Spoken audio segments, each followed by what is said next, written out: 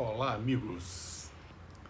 Olha, ontem a gente começou a falar sobre fatores que impactam na perda de peso. Eu gostaria de, nesse vídeo, eu espero ser breve, comentar algumas questões que nem sempre a gente consegue passar da forma mais correta com a linguagem escrita. Bom, as pessoas não perdem peso e têm dificuldade em perder peso não é apenas pela questão da sua relação com a comida, o apetite e tudo mais. Existem vários fatores que impactam na perda de peso e são fatores biológicos, fatores ambientais.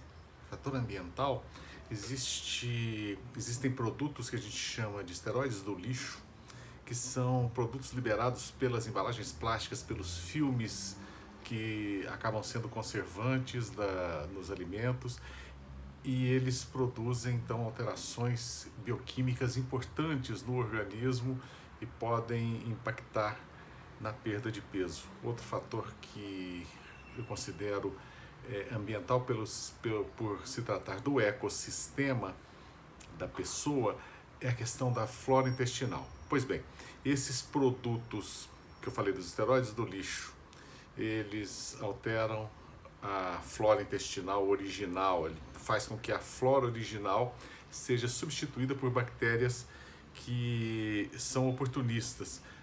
Mas eu preciso das bactérias por quê? Porque a flora intestinal normal, habitual, ela trabalha de uma forma cooperativa, numa simbiose quase que perfeita com o nosso metabolismo. Para vocês terem uma ideia, 90% do nosso DNA, do DNA que está no nosso organismo, pertence a bactérias e vírus.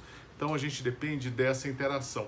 E essa interação tem que ser com bactérias que sejam favoráveis ao nosso ecossistema intestinal. Então a troca do microbioma, a gente sabe que nas pessoas obesas, o microbioma, a flora intestinal normal, ela foi substituída por uma flora oportunística. Você tem uma prevalência maior de bactérias que são oportunísticas.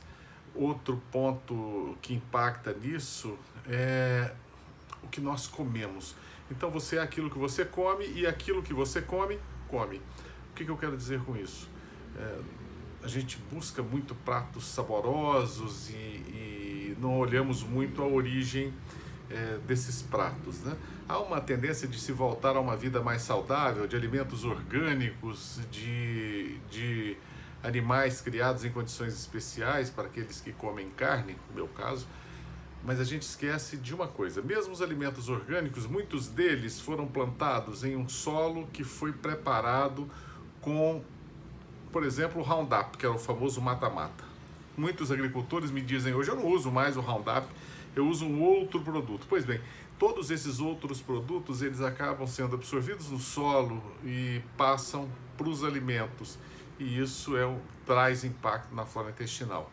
Sobre os animais criados, por mais bem tratados que sejam no aspecto de carinho, de cuidado, muitos deles são alimentados com ração. E nessas rações há a presença de substâncias antibióticas. A gente sabe, por exemplo, que nos Estados Unidos a utilização de um tipo de antibiótico específico que se usa em ração de galinhas, eles são muito parecidos com antibióticos que nós usamos no cotidiano para infecção intestinal, infecção pulmonar e urinária, que são as quinolonas. E eles são utilizados justamente para acelerar o ganho de peso dos frangos. Então, utilizam-se substâncias. A gente fala, está usando hormônio na ração. Muitas vezes é antibiótico.